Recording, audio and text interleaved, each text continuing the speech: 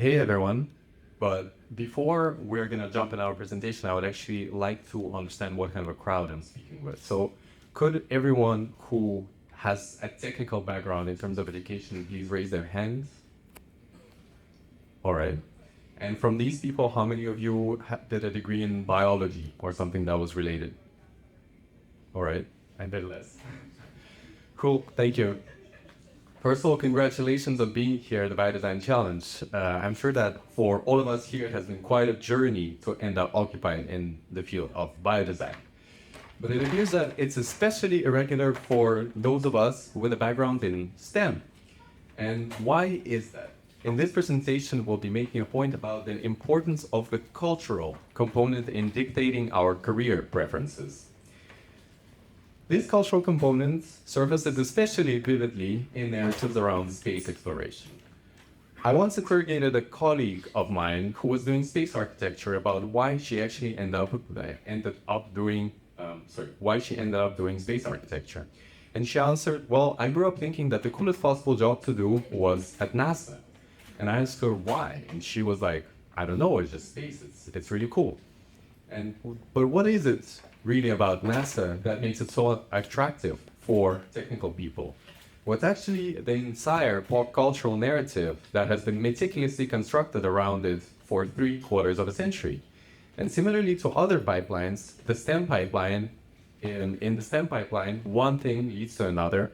At one point, you are 10 years old and rewatching A New Hope for the 10th time, and another day you're working for SpaceX, thinking that the expansionist, extractivist future for humanity is not simply a given, but even is highly desirable because there's baby Yoda in that future. Well, and for us here at the Biodesign Challenge, the story is a bit different. Apparently, we ended up on the other side of the coin, and we ended up preferring a future that is a biophilic one. But so what kind of a biopipeline can we imagine that would lead us here? Was it all those National Geographic documentaries that we watched? Or maybe it was just an outdoorsy family? Or maybe was it the case that biology was the only socially acceptable major because it was the only one that was less dominated by men? And regardless of your personal story, one thing that is evident is the total lack of pop cultural artifacts that explicitly put forth a vision of the future where biology and technology harmoniously coexist. Where are those shows, movies, and books that could inspire the new generations in a similar way that Star Wars inspired a whole generation of tech giant CEOs? We don't have those just yet, but that doesn't mean that there's no potential for them to be created. Especially in the face of the climate crisis, it is becoming more and more evident that we need to create alternative visions of the future. And in fact, we're here to tell you about such emerging cultural movements like ecopunk, solarpunk, and biopunk. Following in the tradition of their predecessors like cyberpunk or steampunk, these movements sprouted from Tumblr users imagining worlds where humans lived in harmony with nature without the Luddite rejection of technology. Beyond aesthetics for every taste preference, as you can see on the matrix, these visions of the future are filled with hope. As a matter of fact, their emphasis on being hopeful is precisely what makes them punk in the light of current prevalent doomerism and pessimism. This is precisely why we believe that now is the right moment to engage with these visions of the future, especially in educational settings. By critically considering such alternatives, we can enable students to reflect on their career trajectories, as well as to help them converge their personal values and lived experiences with the futures they could be helping construct. So what if students could reimagine the futures that they've been taught to expect? What if we started to study our representations of the future? Perhaps such activities in classrooms could attract more students into the field of biodesign. For example, let's take a traditional biotechnology exercise that I even personally did in the last year of my undergrad degree. So you're given a molecule that you have to produce, you're getting the input substrates, you're given an organism, and the task is basically to design a most cost-efficient bioprocess, given the requirements. While this is an amazing exercise for holistic design of a production process, the problem surfaces in the immediate jumping to conclusions about the context within which such a factory could be placed. Like, why do we assume that such a centralized monstrosity of a factory is the only way we have to produce a particular molecule? So what if we didn't assume so much certainty about the particular future context that the factory will be existing in? What if we stopped reproducing in our exercises the assumption that the futures will be one where production takes place just like it does right now?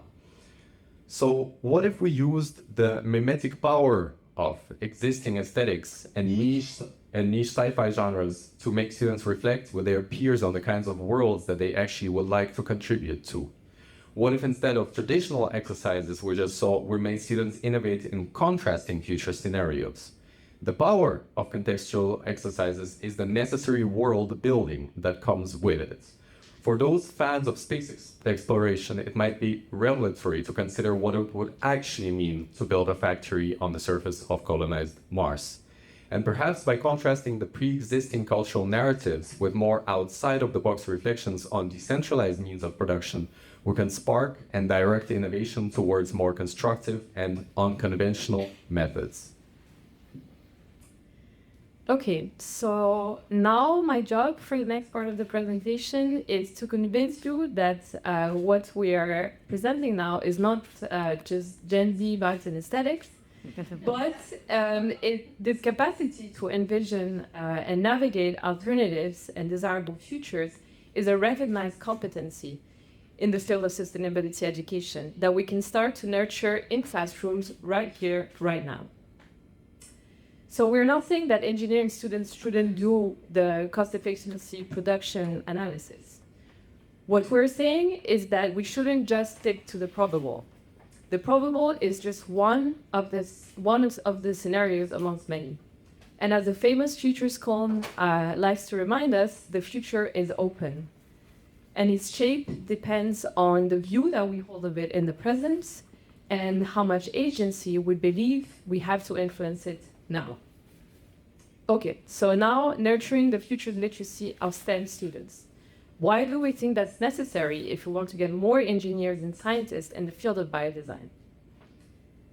So my master's thesis project was dedicated to exploring the use of futures thinking tools with 87 students from 3 different STEM degrees at the Polytechnic University of Catalonia in Spain. So there I worked with 2 teachers who kindly gave away 2 hours of their precious teaching time for me to conduct my research.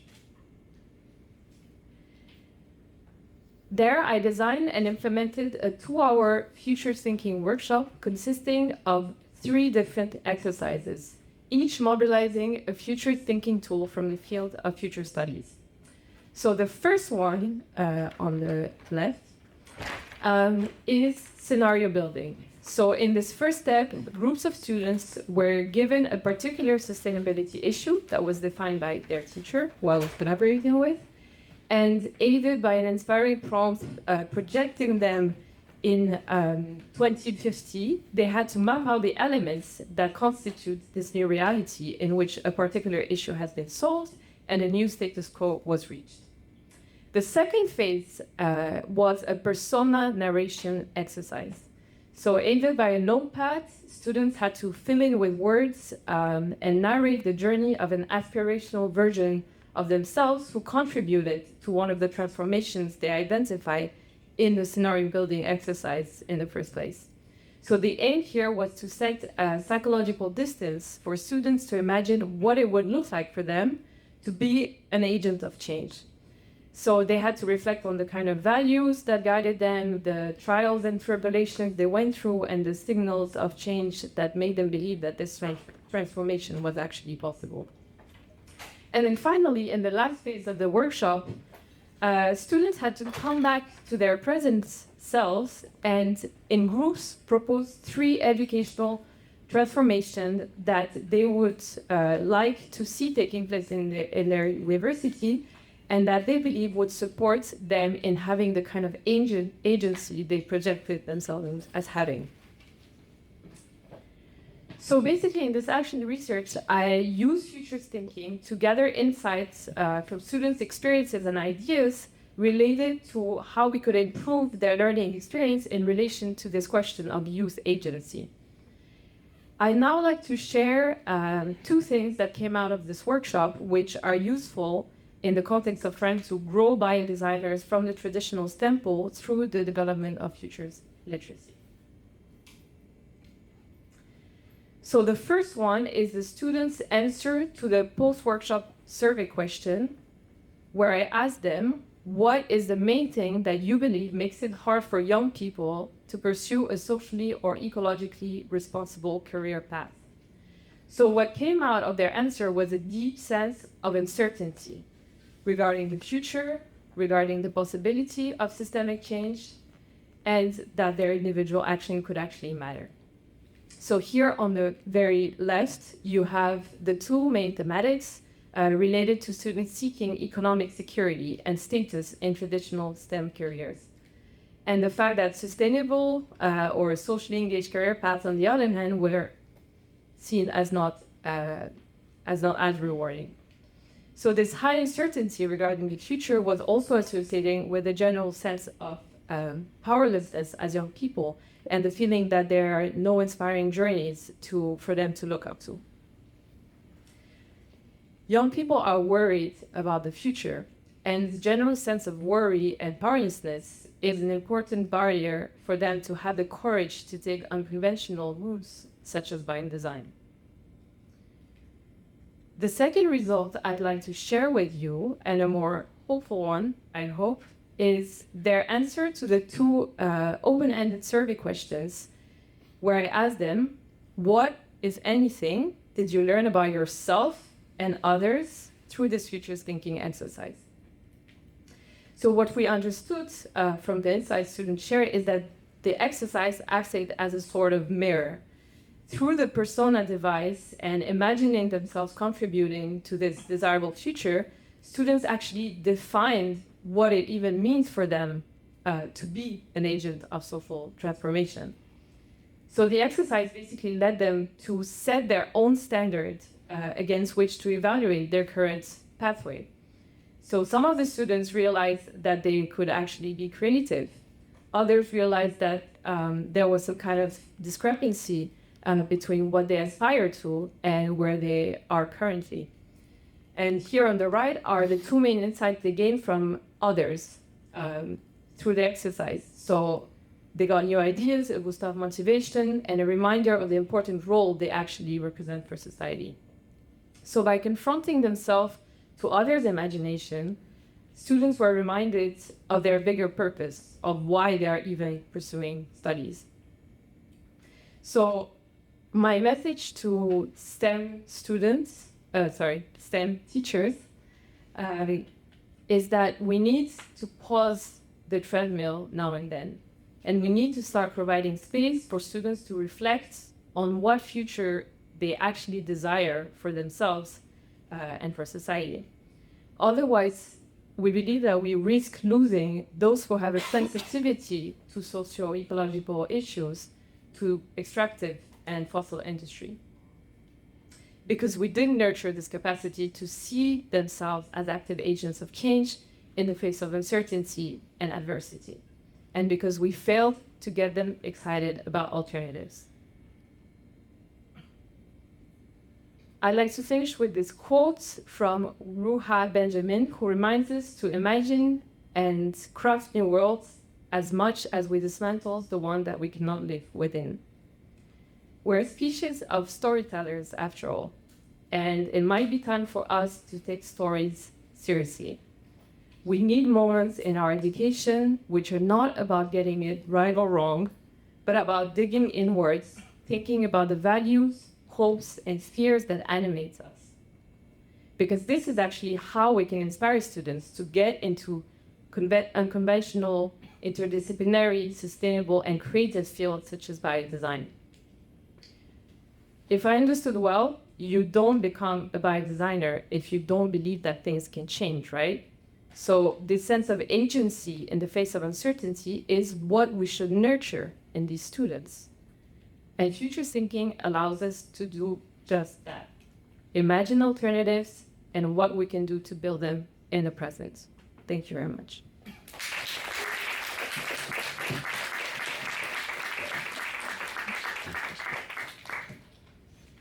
Thank you so much.